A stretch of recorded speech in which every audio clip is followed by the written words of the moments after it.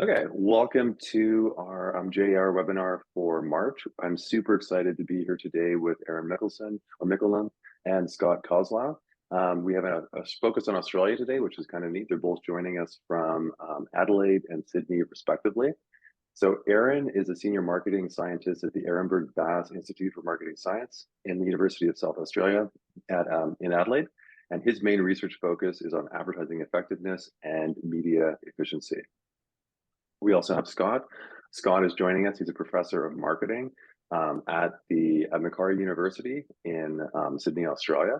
And there he researches ad creativity and strategy and also consumer behavior and marketing research methods. Thank you so much, both of you for being here today to talk more about your upcoming article and your published article. That's fantastic. Yeah, thanks for having us, Colin. Awesome. I'm going to go through two quick plugs before we get into taking a look at your work. So first one is coming up this week on the 14th. If you're going to the AAA conference in Portland, I hope to see you there. We have a really nice session set up with Ray Taylor, myself, and Jizu Ha. And we're basically going through, we've got a great set of speakers and experts. We'll be going through and helping give advice on how to develop a successful journal submission. So if you're going to the AAAs, you're going to be there on that pre-conference day, please, we encourage you to come. It'll be a really nice session with a lot of really good insights of making your paper more likely to turn into an article, which is always good. I also want to do a shout out as well too to Ben, Eddie, and Des and the special issue they've got, which is closing at the end of the month on generative AI. If you're interested in that, please check out our website and look at the call for papers and be sure to submit or reach out and talk to them if you have any questions around that as well too. They're very interested in any sort of ideas you might have and are happy to give advice or direction as well. All right, with that, I'm going to turn to our first presenter, Aaron. So Aaron is going through and he'll be presenting why shorter advertisement breaks reduce radio ad avoidance. When it comes to radio advertising, less is more. And this is an upcoming article. It's been accepted, but hasn't come out yet. So it's very exciting to see the results and insights that you've got, Aaron. And this is a paper you've also worked on with Steve, Margaret, Justin, and Johan. So I'll turn it over to you. If you want to feel free to share your screen, I'll be very curious and excited to learn more about your article. Fantastic. Thank you, Colin. All right, let me just share my screen here. All right. Hopefully, you can see the slides. Is that correct? Oh, hang on. That didn't turn out right. Let me just stop sharing.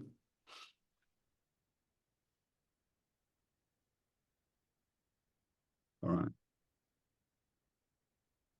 As Aaron's getting set up, I'll just encourage people as well too. If you've got questions as they're presenting, feel free to put those in the Q&A section and we'll get to those at the end of the presentation. But feel free to throw those in at any point. If you have a thought or question that comes to mind, you can always throw those in. All right, looks like I'm ready to go. Great, thank you, Colin. Hello, everyone. I'll be presenting today on behalf of my team. I'll start with an overview of our forthcoming paper on why shorter ad breaks reduce ad avoidance, and then I'll finish off with sharing some of the research challenges that we'd come across and how we resolve those. So let's start with a snapshot of radio. What's the state of play of radio at the moment? So radio still reaches about 85% of the population each week. So mostly in their cars as they travel to school, work, or retail stores. And this is despite the uptake of audio streaming services. So that 85% of reach for radio is pretty similar to TV. And that's both in the US and Canada, where our data is that I'm going to be sharing with you today. So total radio ad spend in the US is about $3 billion, with retail being the top ad spender at around 400 million. And total ad spend in Canada is about a third of that, and so about $1 billion. All right, so let's start off with some prior research. So radio has a long history of utilizing low clutter formats. Notably in Australia, the Nova radio network has dominated FM ratings since 2002, and likely due in part to its low clutter approach for only having about 4 minutes of advertising per hour spread across, on average, 2 ad unit breaks. However, this area has been under researched, and so While existing radio research we found on ad avoidance and ad break length was pretty limited, insights from what we could find in TV could be derived from those TV advertising research. Prior research on TV ad breaks would see viewers leaving at the start of the break, but then they would usually return by the end of the break. As a result, what we found was there was a peak in terms of mechanical avoidance, in other words, switching stations, following an inverse U-shaped pattern. So there was a dip, which usually happened in the middle of the break. So our main question was then, okay, so does this same inverse U-shaped relationship occur between ad avoidance on radio and ad position in the break? So there's three types of ad avoidance. Cognitive avoidance describes a situation where listeners tune out of ads, they're shifting their attention, and they might shift their attention to some other task while they're doing radio, so perhaps working at their desk, and radio then becomes a background sort of noise. And then there's physical avoidance, and this occurs when the listeners leave the room, or, although this doesn't really prevent them from totally not hearing the ad until they get further away. But this study explores mechanical avoidance, and we're using portable people meters to do that, which basically describes switching stations, also includes muting sound and turning off the device. For our hypotheses, for most TV ad breaks, ad avoidance fades around the middle of the break, as I mentioned, leading to near zero avoidance by the final ad. And then the inverse U-shaped pattern is likely replicated in radio as proposed by hypothesis 1. The predicted inverse U-shaped relationship between ad position and ad avoidance should also hold for the ad break length. And so, say perhaps breaks with 3 ads or more are expected to see peak avoidance, so aligning with hypothesis 2. Hypothesis 3 proposes that listeners' break length expectations explain the observed PPM data in the patterns above. So just to explain why ad position affects ad avoidance in an inverse U-shaped pattern, we modified a two-factor theory similar to Berlin's 1970 model for the impact of repetition on advertising, or an individual ad in itself. So this theory suggests that repetition initially boosts liking due to familiarity, or what would be called an aware-in effect. And that threshold, once that's surpassed, boredom and avoidance starts to increase. So the two-factor model also clarifies why repeated exposure can have diminishing returns and negative effects. So as the desire for novelty gets frustrated, then tedium starts to set in. And so when the ad becomes uninteresting, the second factor leads to a negative wear-out effect, if you like, making avoidance more likely. So interestingly, in lab studies with controlled exposure, peak tedium happens at around 3 ad repetitions. Our modified two-factor model can be used then to explain the inverse U-shaped effect of ad position on mechanical avoidance at the audience level rather than the individual level with the previous theory. So this new model differs from the standard two-factor model in several key ways. So first, instead of measuring liking, it focuses on disliking expressed as ad avoidance. So accordingly, this factor is termed reactance, as it seeks to explain the rise and fall of dislike. So this arises from perceiving as obviously to be intrusive, disruptive, and leading to resistance. But similar to tedium, reactance is a negative response. However, unlike tedium, its effects might diminish as the susceptible audience shrinks over time. So for example, the first ad is often missed, and then the second ad might trigger some avoidance, and the third ad triggers more avoidance in the audience, and then so on. So especially for those who are easily annoyed, they will get perhaps annoyed a little bit faster. As these listeners tune out, avoidance starts to drop. So you get that diminishing return, leaving those who perhaps tolerate or even enjoy advertising remaining in the audience. So the second factor is that the increase and decrease are driven by the number of ads in the break. So not the repetition of one specific ad. So for example, the second factor is in this new two-factor model explains declining avoidance later in the ad break. As the audience grows towards the end of the break, the newcomers are less likely to have experienced the same number of ads earlier, And so this factor is then termed interest in the program content due to its fresh audience entering the break. So lastly, and unlike the individual level, the new model concentrates and considers the changes in avoidance on the audience level, so accounting for different listeners entering and exiting the break, resulting in an overall shift in avoidance. So we used multiple methods, including portable people meter data analysis, to compare ad and program ratings in Vancouver. We also conducted an online survey to collect listeners' expectations of typical ad break lengths, and also compared these expectations to their self-reported ad avoidance. So study one answers hypothesis 1 and 2, in which we use the PPM data, and we're looking at the dependent variable mechanical avoidance by comparing the sizes of the ad and the program audiences. So this is then followed by that study 2, which tests hypothesis 3 by measuring listeners' expectations about the length of the average radio break and their self-reported mechanical avoidance. A total of 586 Vancouver residents or respondents aged 12 plus participated in the online survey using Qualtrics, and they were recruited through Toluna, which is basically an opt-in online panel. So for study 1, we used a representative panel of 800 individuals approximately, aged 12 plus, again in Vancouver, which matched the general population, and we tested that against census data. So PPM devices they logged the listening data through digital watermarks, if you like, in a radio signal. So these devices will track station, signal, and also signal loss, which then is interpreted as turning off the device, basically. So this included actions like muting sound or leaving the room. So switching stations and turning off the device was counted as mechanical avoidance in our case. So we examined data from 17 commercial radio stations across 4 seasons.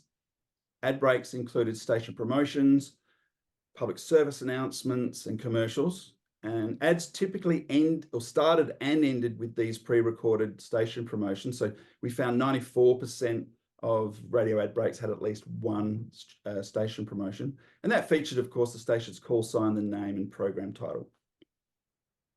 So in terms of mechanical avoidance, as the dependent variable, we measured this by comparing the ad audience size to the size of the program segment just before the ad break.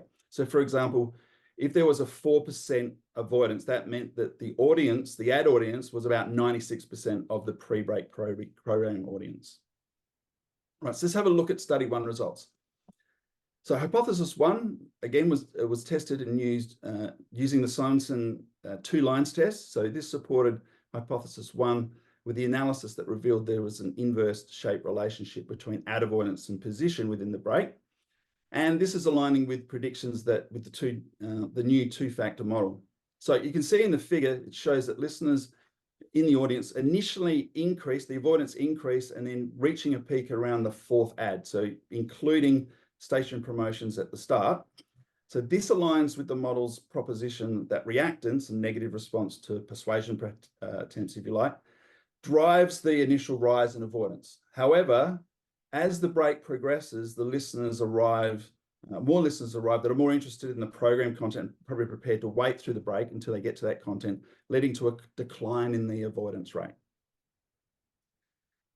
Now, for hypothesis 2, so that predicted the inverse relationship between ad avoidance and ad break length. So that was the number of ad units within a break.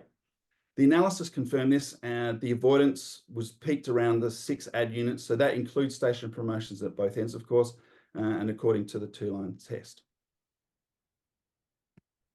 All right, so results for study 2.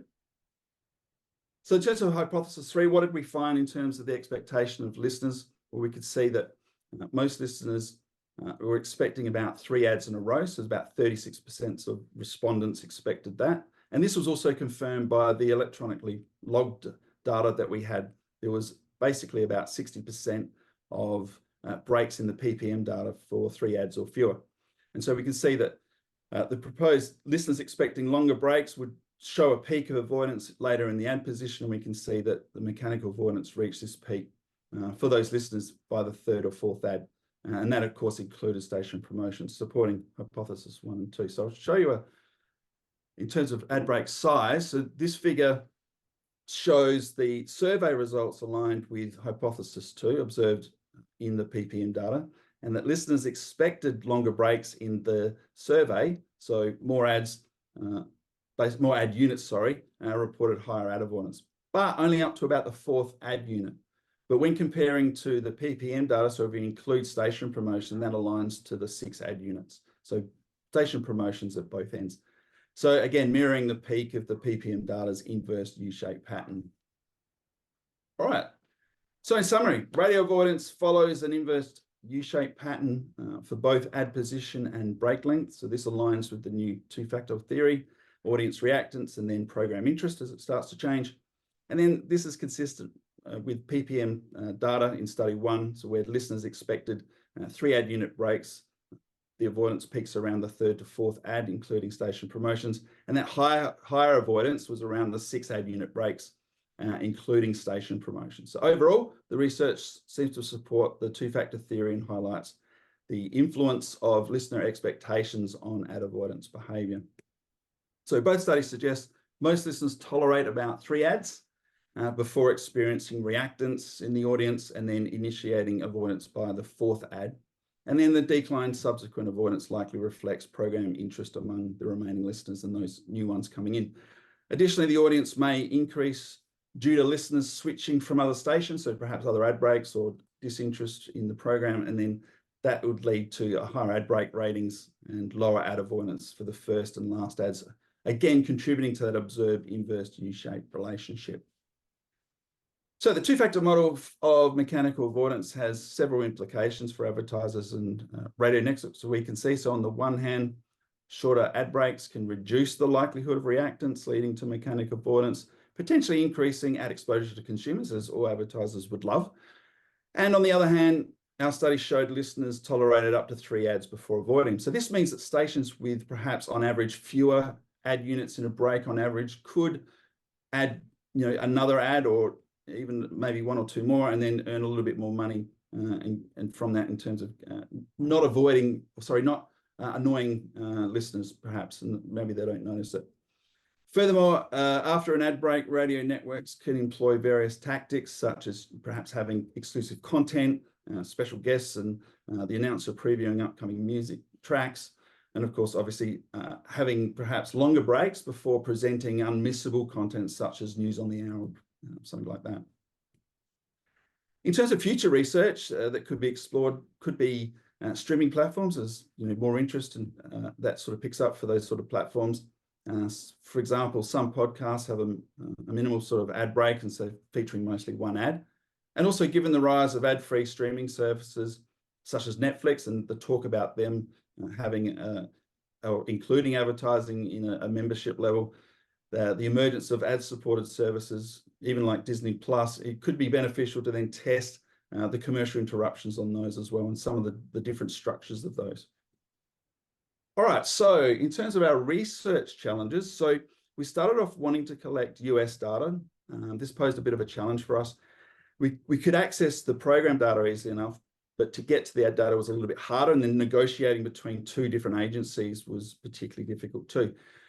We were really grateful for the support and the wonderful team in Canada at Numerous for the program data and NLogic. So that's a subsidiary of Numerous. So it was dealing with one agency basically. So NLogic was able to give us the ad data, and they really welcomed the research we were doing, and they supported our independent research efforts as well, which is really great.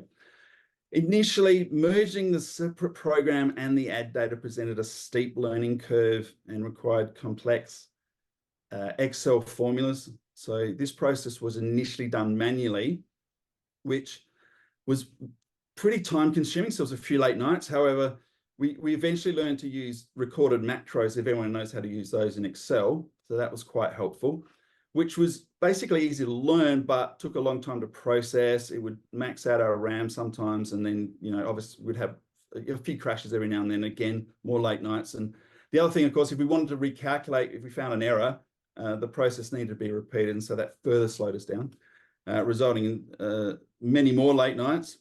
So lots of coffee being drunk. So now my preference is to use R. Now, despite the fact that it takes a lot longer to learn. There's a higher learning curve at the beginning of learning the coding for R. I find it's highly beneficial now that I know it. Once coded, fixing errors and reprocessing data is so much faster. And it doesn't use as much as your RAM, and barely do I crash. So yeah. All right, we're up to the question time. Awesome. Thank you so much for sharing your research there, Aaron. And yeah, no, R is on my list of things to learn as well too. I haven't keep not finding the time for it, but I definitely want to. I heard it's amazing, that and Python, right? Yeah, correct. Yeah, once you learn one, you sort of you know them all really. Yeah, no, it's super cool. Well, thank you again for sharing your research. If you have any questions, anyone in the audience, feel free to put them in the Q&A section. I'm really impressed at the fact that you had real data from actual consumers, which is fantastic. You had an impressively large data set as well too. And I think it's really interesting to go through and take a look at research on radio, because there's a lot of money spent on radio, right? And Yeah. just seeing it from your citations as well too. I think there's a lot of potential still, to update and sort of extend that existing research that's out there on ad avoidance.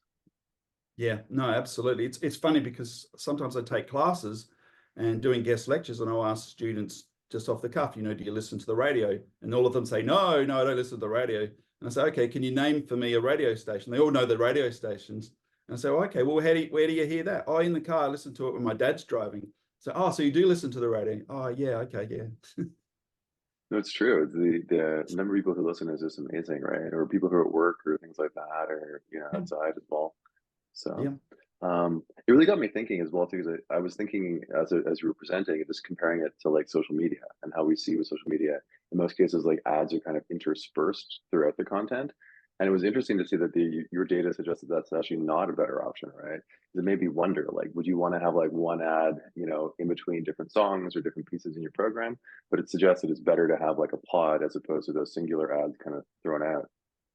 Yeah, correct. It shows that seemingly people have a tolerance for about 3 ads and switch on the 4th, like we found. And so even some of those radio stations that on average, say, for example, the Nova network, which were sprouting about no more than 2 ads in a row or 3 ads in a row, they're on the right path, but you could get away with the 3 ads.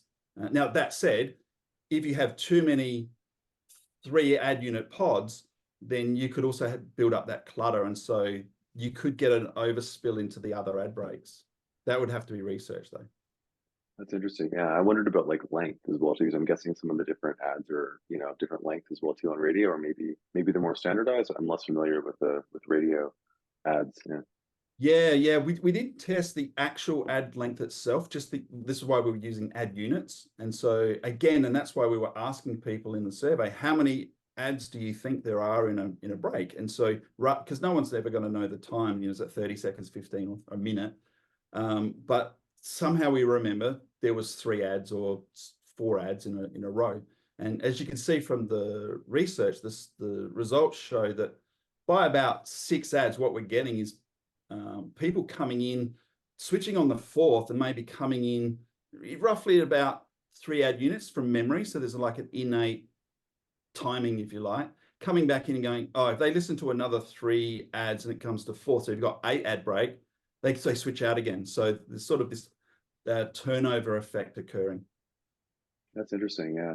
It's interesting as well too that the drop off was less than expected, right? The fact that like most people, stick with the ads even up to like 6 or beyond is kind of interesting as well. Yeah, Colin, that's a really good point. I mean, it's low. So my previous paper that I did was, I think it was 3% for overall mechanical ad avoidance, of course. So we're talking about only one aspect of avoidance. And in TV, it's still low too. So it's maybe about 5%, but that hasn't been tested since, from what I can remember, 95. And so we do have someone who's doing that at the moment at the Institute. And so we'll see if anything's changed there. And so I think they're also doing perhaps some ad streaming services. But at the end of the day, it's mechanically. So if you're switching away from an ad, you're definitely not listening to it. The other point is that it's low. Yeah, that's interesting. Yeah, it reminds me of skipping as well too. I always thought skipping would be way higher on online videos, right? Online ads, but it's actually lower than expected, right? So it's intriguing as well. Yeah. Yeah, correct. I mean, we had concerns that it was going to be quite high because we'd seen previous research that showed that again, this was in the 90s, that people switching out of, especially in their car, because the device is close. Yeah, it's easy to do, right? Yeah. Yeah, and so you just switch all the time, and there would be, I think that research was about half the audience would drop away by the end of the break. Whoa. Okay. Yeah. Yeah, That's a but lot. so what I noticed about that research was that was recording people leaving the ad, but it wasn't recording people coming back into the ad. Oh, so they channel surf and then return, right? Yeah. Yeah, and those people coming in, and that was the reason why we needed the PPM data. But with your steering wheels, you've got that skipping and switching functions, and we thought, Yeah.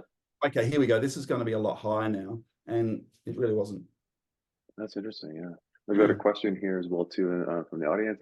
It seems like it's becoming increasingly difficult to avoid radio commercials as the stations in many markets are scheduling commercial breaks at the same time. Any thoughts or data on this? Yeah, interesting. Good question. I can give you my thoughts. I haven't got any data yet, but I have been thinking about that myself because I'm a bit of a skipper. So Skipper, I like that. Yeah. So I tend to listen to radio stations, particularly, I'm going to give it away now. I've been listening to 80s music a lot and in the car. And so I switch between about 3 or 4 stations that play this sort of genre. And I have noticed with one particular radio station, so of course, because they're digital now, one radio channel might have multiple digital channels. And I have noticed switching between station to own, so the same station owning the digital channel, I'm switching into ad breaks. And I've noticed that quite a bit, and sometimes the same ad. So my impression of that is, from what I'm getting from some of the salespeople at the TV stations, is that, with your digital channels on TV, they allow the client to go in and schedule their own media and spots. Interesting. So with the really low rating stations. And this is why sometimes you get ads 4 in a row. It's the same ad 4 times in a row because they're obviously picking it up cheap or something like that. But in terms of road blocking, so going from one station to another and having your ad in that same time, timing that and scheduling that would be interesting to do more research on. But like I said, I don't have any data on that, but I have experienced that myself. Yeah, it makes sense from a game theory perspective too. If they could all kind of align, right, would minimize the benefit from skipping around, right? Yeah. Cool. Well, thank you so much, Aaron, for sharing your upcoming research. I'm going to move next to Scott. So I'd love to introduce Scott Koslow. He's here presenting his paper, which came out in the fall in JAR. Who Needs Highly Creative Advertising? How Brand Familiarity Moderates Creativity's Influence on Attention, Affect, and Memory. And this is research he's also done with Ahmed and Mark as well too. And I want to give a special shout out as well too. We just actually found this out last week, that after compiling all of the votes from our ERB, that Scott's paper, their paper, is runner-up for best paper last year for JAR. And more importantly, it's the winner of the 2023 Doug West Advertising Creative Article Award. So congratulations, Scott, for your really impactful paper that people loved and really responded well to. And with that, I'll turn it over to you and let you tell us more about it. Great. Thanks, Colin. Let me get up the share screen here. Can you guys see the screen? Yes. Yes. Okay. So again, we're trying to focus on a deep dive with the paper. I'm not going to read through the title again. Now, one of the things Colin was asking for was to focus more on some of the challenges. Now, I've presented this at JAR kinds of forums before, so I won't give too much on some of those issues with the same kind of detail. But what I'm going to do is to talk more about the challenges. And in fact, this whole paper started with a big challenge at least a decade before we actually collected the data. All right. So let's go to the next one. Okay, origins of the article. Many years ago, I was doing a sabbatical in London and spent a little bit of time with the IPA. And they have a wonderful program there. They have Advertising Effectiveness Awards. And they also collect very, very high quality data on what those particular award-winning ads do with regards to creativity. Now, Mark has done a lot of excellent work with them. And again, it is very, very high quality data. Now, so they gave me the data set, and it's like, Scott, can you find anything cool in that? Okay, well, I sort of could find cool things in that, but the trouble is it wouldn't meet sort of, I don't know how to describe it. It's not the style of standard of proof that you kind of expect from academic articles. Now, folks like James Herman used that data, did absolutely wonderful stuff with it, but he wasn't intending to be an academic or do academic style research, but it was very informative. Now, one of the things that came out of this sort of my informal analysis of the data is it seemed like it was hard for major brands to win gold or silver for effectiveness awards for creative ads. They tended to only get bronze. Minor brands could get gold or silver for their highly creative ads. So I'm thinking, okay, there's a relationship here. Okay, what is it? Now, the difficulty is how do you show a relationship between effectiveness and creativity if all the campaigns are from the upper end of the distribution? This became the sticking point and why I couldn't do very much with it. But it's put a sort of an idea in my head.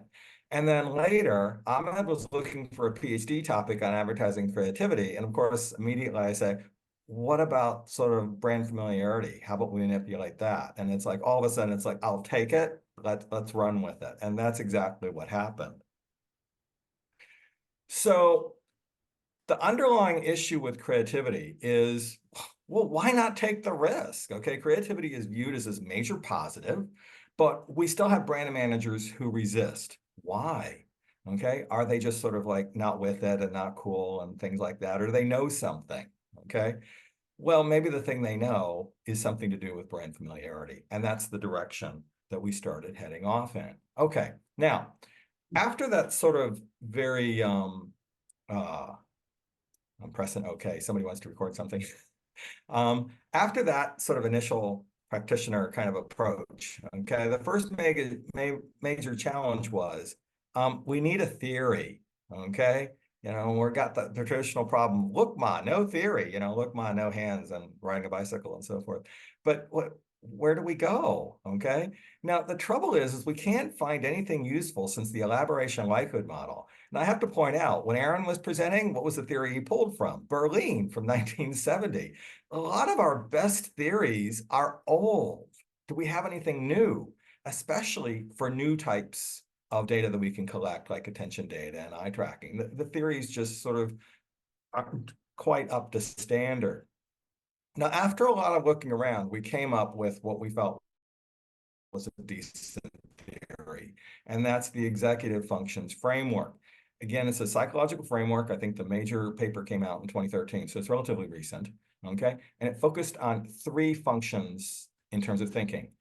The first one is inhibition. So when you're sitting there looking at some kind of media, okay, you're focused on the content and you inhibit any attention towards anything that's distracting for you.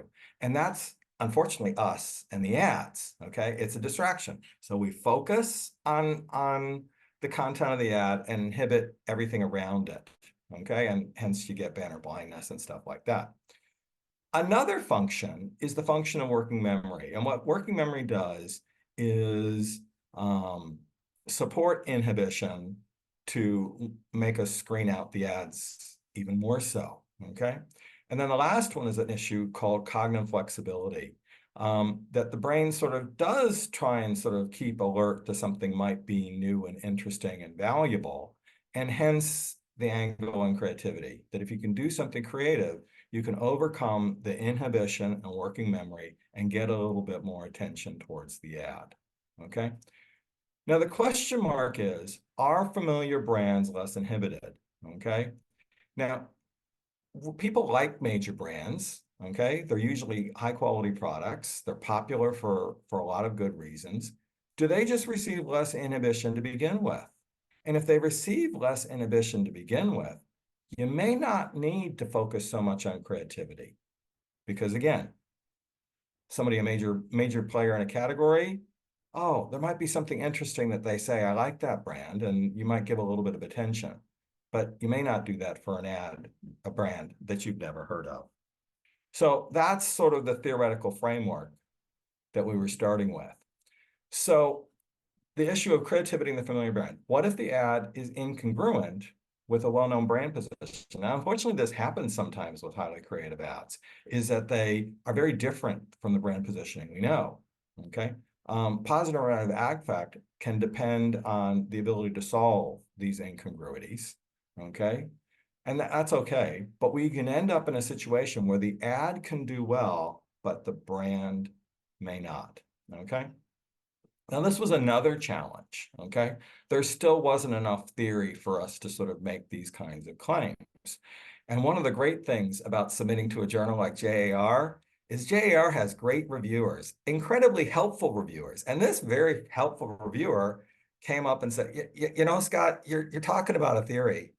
Unfortunately, it's one of those old ones too, but you know, here it is, Mandler's model of schema congruity, value, and intensity. Now, I won't go through too much of this, but it's a great model. Again, came from a very helpful JAR reviewer, and it's why you want to send your papers into JAR is because you have helpful reviewers. So the idea here is there's sort of, you can have an ad that's congruent or incongruent, and then the severity of that incongruity starts to say whether or not you end up with positive or negative values or affect intensity. For some of these things that are very incongruent and severely so, that you're unsuccessful at understanding the ad, that can lead to some really negative sort of values, but affect intensity might be very high. But if you don't quite go that far and you still manage for people to successfully understand the ad, you could end up with a positive value, but affect intensity will again be up. So there's a bit of a risky kind of thing going on for this incongruity. And you know, it's something that's predominantly, if you know the brands already, then it becomes a big deal. If you don't know the brands, well, it can't be incongruent. Okay. So those are some of the basic models, okay, that are underlying this to try to sort of explain and understand this effect of why for a major brand, creative ads may not work quite so well. And in fact, we're able to show a lot of stuff in that. We did a basic 2x2 design. We manipulated brand familiarity, high versus low, ad creativity, high versus low.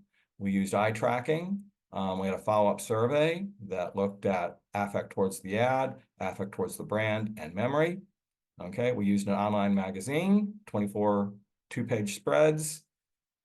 In the end, we had 8 creative ads, 8 control ads, 8 distractors. Now, going back to the IPA awards data real quick, where did we pull the ads? Every single ad was a winner of the effectiveness awards and big winners in creativity awards. So they were all very, very well celebrated ads, or at least the creative ones. And then the control ads were more ordinary ads, okay? Now, what were our results, okay? Now, the first one is attention to the whole ad in seconds, okay? So for the most part, you have the solid line being the low familiarity brands and the dotted lines being the high familiar brands. So for the control level of creativity, sort of ordinary ads, the attention towards the ads for the unfamiliar brands was not particularly high, but it was fairly large or much larger for the familiar brands. They were able to sort of pull a little bit more weight. But when you went to the creativity, highly creative ads, the low familiar brands, oh, they just took off, okay? Now, I know it looks like a bit of a angle for the high familiarity brands, but that line statistically is horizontal, okay? Next one, attention to the brand elements. That is, we just identified where the brand name was or brand symbols and so forth. And again, you see the interaction that if you're talking about the high familiar brands, the dotted line, this is a much more steeper slope. That when you have the control ads, more ordinary ads, real quickly, people could very fluently process the ad symbols. But when you got to the high creativity ads, all of a sudden they're staring at them for much longer, okay? So they should be very fluent with these symbols, but here it is, they're taking longer. And it's one of the things you sort of imagine people doing is scratching their head saying, is this the brand I know? Now, you do see that same effect, big positive effect with low familiarity brands, but it's nowhere near as extreme. This is something that is more specific to the high familiar brands. Okay. So let's go through some of the stuff on affect towards the ad. Okay, there weren't a lot of effects, weren't a lot of interactions, I should say, but I can give you the one-way effects. Ads for familiar brands were liked better across the board. Okay, same ad, just because it's done by a familiar brand, you like it more. Cool. Okay, more attention, more liked. That's not particularly surprising either. And the more creative, the more liked again. Okay, and some subjects were extremely the case. Okay, so overall, in affect towards the ad, familiarity is great, creativity is great. You know, what's there not to like? We get to the next slide. Okay, affect towards the brand. Okay, herein is the rub. Okay, so if you've got this affect towards the ad, and we're talking about the solid line, low familiarity brands, yep, we see this little bit of a rise. And that's good. That's about pretty much the only way you're going to get this nice little rise for the unfamiliar brands is by using the creative ads, the high creativity condition. However, we have this steep slope negative for the more familiar brands. All of a sudden, the creativity leads to less affect towards the brand. This is a problem, okay? So you would have said, if you were just evaluating the ad, yeah, the ad's doing great, isn't this wonderful? You get the affect towards the brand, the story changes, okay? Now, I wasn't expecting this negative line, neither was Ahmed. And it's like, really? It's negative? We just thought it wasn't be quite as positive. And it's like, no, it's negative. Very upsetting. I hate finding negative effects for creativity. This sucks. I mean, you know, we're supposed to be all about creativity. All right. Okay. Ad recall. Wait, I skipped ahead a few things. Here we go. Brand recall. Okay. Again, for the high familiarity brands, okay, this is the now on the bottom, total fixation duration for the brand elements. The more folks looked at those brand elements, okay, brand recall was dropping. There's some kind of problem going on here. Again, what did I say before? We look at the ad, they stare at the fixation on the brand elements, they scratch their head and said, is this the brand I know? Okay, and here it is, the same effect coming out again. Okay, ad recognition, okay? This seems to be one of the ways in which ad recognition for the lesser brands, the solid line, can meet the ad recognition for the familiar brands, okay? Brand recognition, still similar kind of effect to whereas for the low familiarity brands, it helps a lot, okay? And brand recognition, again, we're to that negative effect again, okay?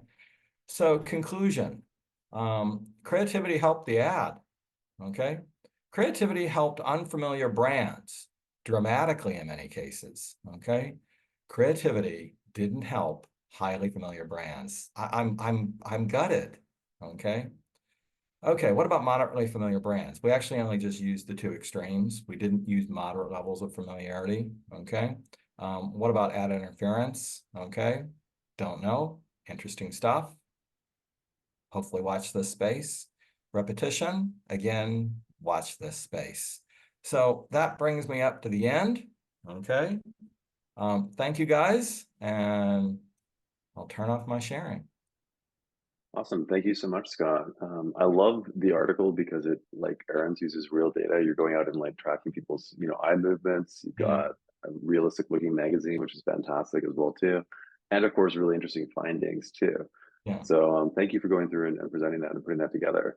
I am so curious as to like, and you discussed the process of, adding to the theory and better understanding what was happening with the data as well as a surprise. It made me think about something that a colleague when I was at Kent State always mentioned. She called it like vampire creativity. The like ads that were too creative would actually sort of distract from the brand. And it seems sort of like some of your data suggesting that might be happening here. Do you think that might be the case, or that term might apply in this case? Art Cover wrote about that. I don't know how many times, and people just say, no, Art, you're weird. Forget it. And Art's a former JAR editor on one of the greats. But people kept poo-hooing what he kept warning about. But I think you're correct, Colin. Yes, there's this sort of awful effect sometimes that the creativity overwhelms the ad. I know every ad agency will say, no, that never happens. But I'm showing you some effects that it's not about the ad, it's about the brand. Okay. Mm. So yeah, I think you got a good point there, Colin. There can be situations where creativity is a negative. The other one it made me think about was like how much effort was put into the ad. And it's almost like Yeah. maybe they're like punishing the brand because they're trying too hard. I don't know if that's sort of a stretch or not, but it's just sort of a random idea that came to me. So I'm curious as to what you might think about that. I think there's some of that there. I'm not absolutely sure. These are things that happen in the space of time of a second.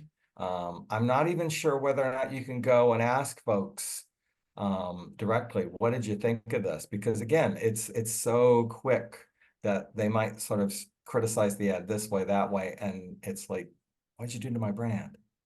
I don't know. So Yeah. it's a good point, Colin. I can't, would need different kind of data for Definitely, that. yeah. But it's a really interesting sort of like, finding that I think it could be like Yeah. as you mentioned, are like tough for agencies to swallow that pill of like, maybe just, people really like the brand, simply the brand itself is enough, right? You don't have to try all that hard. You don't have to be like, let's see. Well, it's almost like you're listening to a talk from some of the Ehrenberg Bass folks, to whereas it's like, find those brand assets, keep on playing those brand assets. And it's like, okay, Byron, we've heard you before, but maybe he's right. Yeah, well, data is always good. It's always good to have new findings of this. So that's awesome. Yeah. Yeah. Um, and I wanted to also thank both of you for going through and talking about the challenges that you encountered with your research as well too. And Aaron, feel free to jump in on this discussion as well. I think it's so interesting just to like learn more about that, because I think people often, when we see these articles come out in press, they look great and fantastic, as both of you are, doing well. But there's often a lot of work. There is a lot of work, as you mentioned, Aaron, going in and, creating different ways of, looking at the data. I know eye tracking takes forever to go through and do. So you and your team must spend a lot of time on that as well too, Scott, right? There's a lot of like blood, sweat, and tears that go into these papers. And I think it's good for especially younger academics to understand just that it's normal to have those kind of challenges as you go through. Well, I actually want to emphasize that point there, Colin. The data sets actually have to be fairly large in some of the eye tracking to see the interactions. That the data is still noisy, okay? If you want the interactions, you need a decent sample size. You can go through, and I guess you use G-Power and some of these other techniques to Mm. say, oh, if this is the size of the effect, this is what kind of observations you need. You frequently need more observations than that, and it depends on what you're going for. And I'm not absolutely sure I would have found some of these very clear interactions had we had fewer observations. So 149, but it was also multiplied times the number of ads that they The saw repetitions, right? Yeah. in the repetition of the ads. So that also made the data a little bit more better behaved so that we could see the effects of the individuals and adjust for individual level effects. So, it wasn't just 149 folks, it's 149 times 8. Okay, Yeah, so no, it that took a definitely lot helps of making it within observations. as well. Yeah, So, no, yeah. definitely. That's very cool. Yeah, any final thoughts or tips you want to give future researchers in this space or people using similar methods to you? Oh, you're muted there, Aaron. Sorry. Yeah. Sorry. Look, as Scott pointed out, you're working with big data. My point would be just don't give up. There'd been, I don't know about you, Scott, but I had several meltdowns, and sometimes you wonder, why am I doing this again to myself? But then you get that bug, that taste of something's about to come out of this, and I'm just a little bit more, and I'll get there. And you do, but then you realize like 3 months has passed.